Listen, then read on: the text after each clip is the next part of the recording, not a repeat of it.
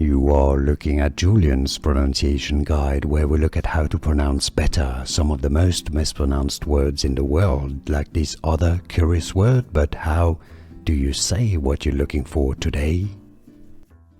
Name pronunciation. For more confusing names, make sure to stay tuned. This is a surname. This is also a word meaning boundary or limit. Yes, and I know looks a little bit confusing, but it's actually pretty easy once you know. It's pronounced as Bourne.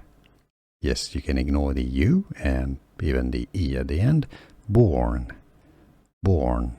It's easy once you know. Bourne, and now you know.